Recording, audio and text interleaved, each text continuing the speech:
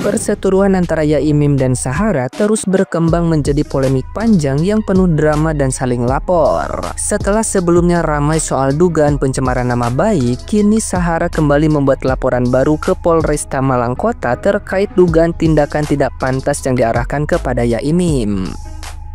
Namun, dalam pelaporannya kali ini, Sahara belum menyerahkan alat bukti apapun kepada penyidik. Kuasa hukumnya, M. Zaki, menyebut bahwa bukti pendukung akan diserahkan ketika proses pemeriksaan berita acara atau BAP berlangsung.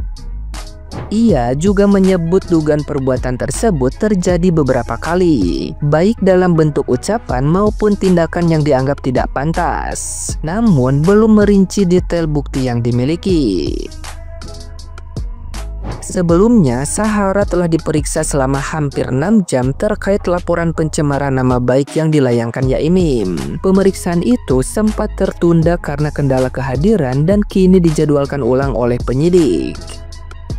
Di sisi lain, konflik antara keduanya bermula dari persoalan parkir mobil di depan rumah Yaimim yang kemudian berkembang menjadi pertikaian terbuka di media sosial. Pihak Yaimim juga melaporkan balik Sahara dan sejumlah tokoh lingkungan atas dugaan persekongkolan untuk mengusirnya dari lingkungan tempat tinggal.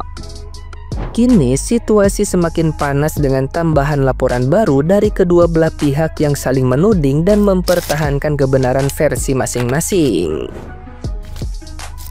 Nah, gimana nih menurut netizen yang terhormat? Silahkan berkomentar ya.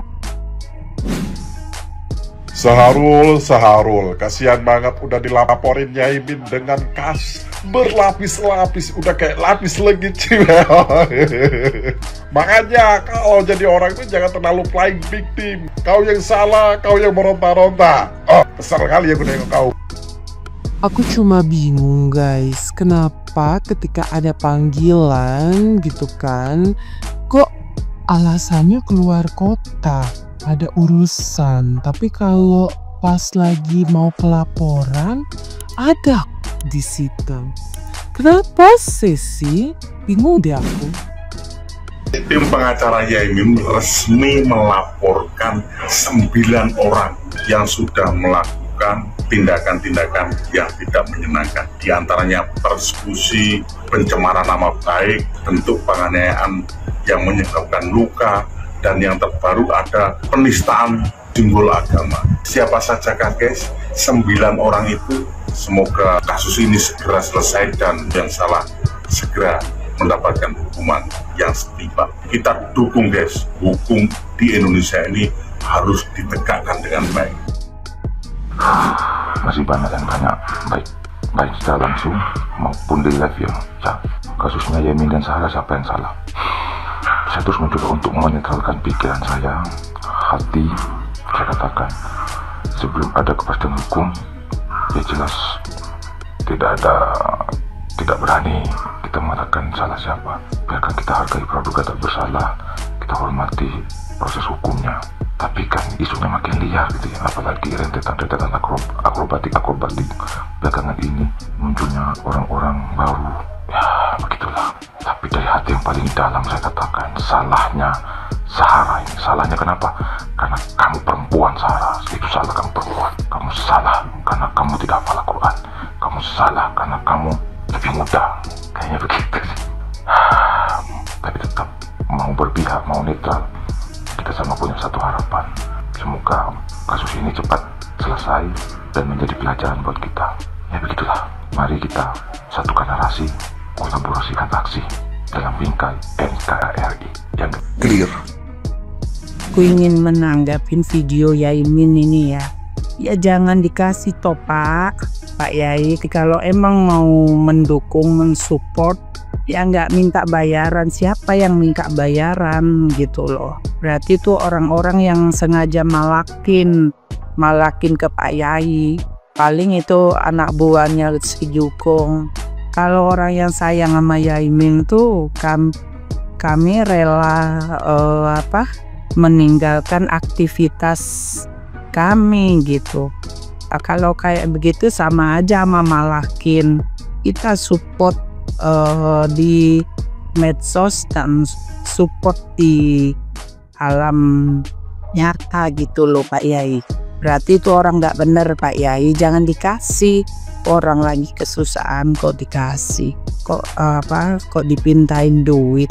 Itu nggak bener Pak Yai, jangan diminta, jangan dikasih. Kalau ada yang minta kayak begituan mah biarin, nggak usah dikawal. Itu nggak apa-apa kalau kayak gitu, nyusahin malahan.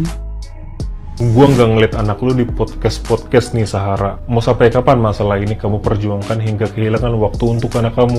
Berapa biayanya juga? Dan bagaimana kelanjutan usaha kalian berdua kalau kalian berdua aja fokus di sini? Setelah kehilangan 4 arloji, sajadah langka yang hanya ada 12 di dunia, bahkan sebagian dipakai Imam Masjidil Haram, dan emas senilai ratusan juta, Yaimin masih membuka pintu damai. Padahal perang ini bukan dimulai olehnya. Sahara lah yang lebih dulu melaporkan Yaimin atas dugaan pencemaran nama baik, dan Yaimin hanya merespon untuk membela diri. Kadang yang paling sulit memang bukan menghadapi orang lain nih, tapi melawan ego sendiri. Sahara mungkin merasa benar, merasa disakiti, tapi coba lihat nih lebih dalam lagi. Yaimin pasti ngerasa lebih sakit lagi. Dan gue lihat juga banyak langkah terburu-buru yang justru memperburuk keadaan, termasuk klarifikasi yang malah bikin netizen makin marah karena banyak blundernya. Mencabut laporan bukan berarti kalah, itu justru kemenangan terbesarmu, menang melawan amarah dan kebencian. Coba pikirin anak kamu yang gak lagi kelihatan di sisi kalian saat podcast nih